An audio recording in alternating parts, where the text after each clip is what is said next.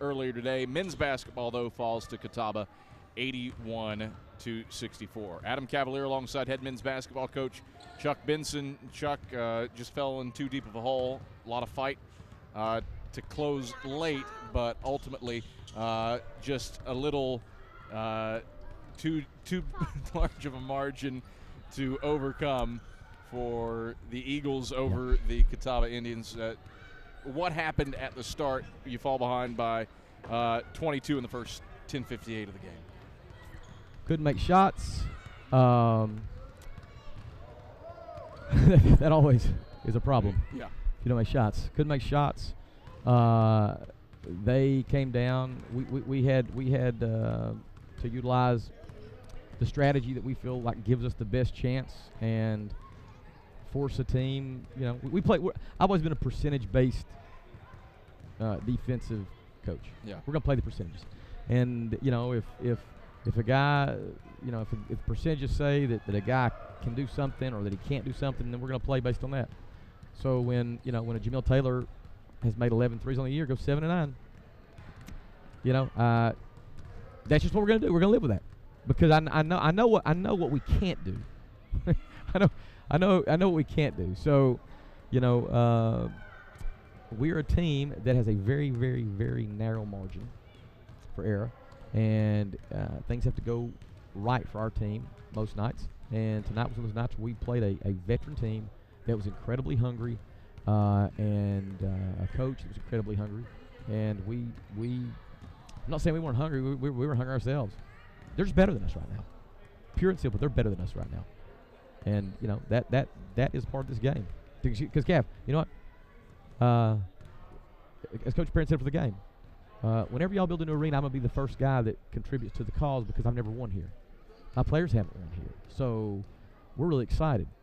Well, see, they have tasted that. So there's a level of hunger there. Mm-hmm. And, you know, right now we're the guys that we're having to take some medicine. You look at that open. Defensively, was the effort up to muster? I don't want to say effort because, you know, like I said, when you play percentages, you're going to challenge some people to do some things. Like, yeah. Here's what I know happens. They're tops in our league in free throws. Yeah, they're absolutely. fourth in the country in free throws. So if we want to get out there and poke the tiger with a stick, I'm going to tell you what's going to happen. And we were willing to live with, you know, let's force them to come on the road and make a lot of threes, and they did that. But that really wasn't what was so concerning. We couldn't score. Mm-hmm.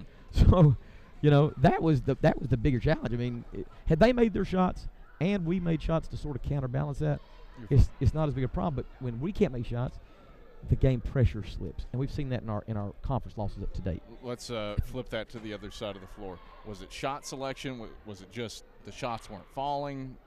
What happened on the offense? I think it was hard to get good shots. You know, we utilized 3 different strategies there offensively, and we have our most seasoned players on the court, and either they can make plays or they can't. Either they can make shots or they can't. And we've got guys that are out there tonight that have proven time and again that they can do that.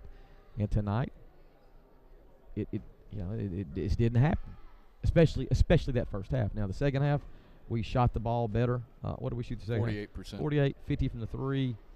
You know, got the line 17 times. You know, the right stuff too late. Where do you go from here?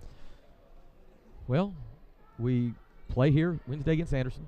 So I don't know how their game ended up today, but lost at Coker. Lost at Coker. Okay. So we know that they're a team that we've had our fair share of success with. They're going to come in here with a couple of 2 elite scorers in Randall Shaw and Gage Ellis. Mm-hmm. They have a really unique system. I think it'll be a tough challenge. Here's the truth, Chad. Every time we take the floor, it's going to be a challenge. Yeah. It's just going to be a challenge every time, and there's no way around that. So we've got to continue to try to learn and grow and sort of aspire to be the best that we can be. And that doesn't necessarily mean did we win, did we lose, because that's too big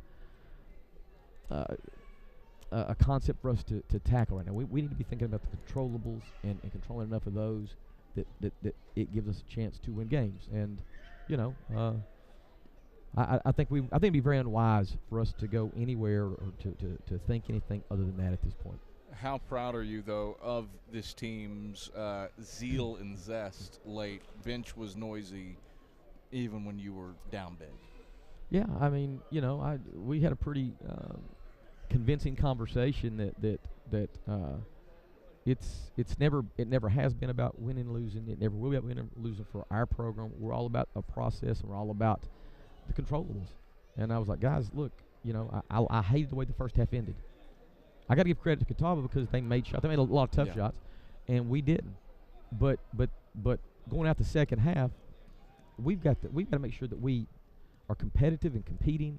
We're trying to continue to understand what are the controllables and how do we control them, and no matter, take your eyes off that scoreboard and put them on us and what we're about. And with this team, I got to give credit to them. I thought that we showed some of that the second half at a good enough level. I mean, if you're trying to see the glasses half full, we win by 11 the second half. We cut our turnovers down significantly the second half. We shot the ball much better the second half, but it still wasn't enough to win the game. And of course, Kev, let's keep it real. I want to win every game. Yeah. Our players want to win every game, but that's just not a reality. How weird has this season been? You're unbeaten out of conference. You've got one win in league play, but in every league loss, you've fallen behind by at least 20.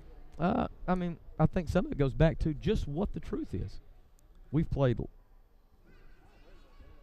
have played, in my estimation, the most difficult first 6-game conference schedule that anybody's played in our league. At LMU, at Wingate, at Coker, at Mars Hill.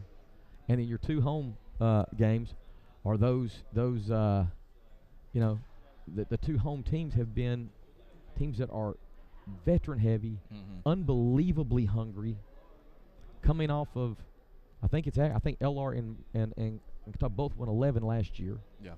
And both are it's passing that this year for sure. And I just think we've caught people at really, really challenging times for us. And Kev, the only thing I can do at this point, the only thing our players can do at this point, in all honesty, the only thing we can do is look at these experiences and let them be teachable moments that hopefully these experiences allow us a chance to reflect and become the best versions of ourselves as players, as teammates, as students, as humans. Because there's no doubt we're facing a great deal of adversity right now.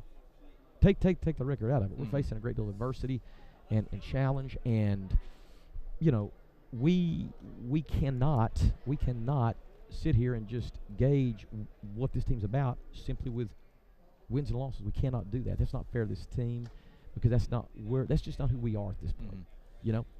Chuck, pleasure as always. We'll talk to you Wednesday against the Trojans. Thanks, Kev. That's Carson-Newman head men's basketball coach Chuck Benson. The Eagle Sports Network invites you to stop by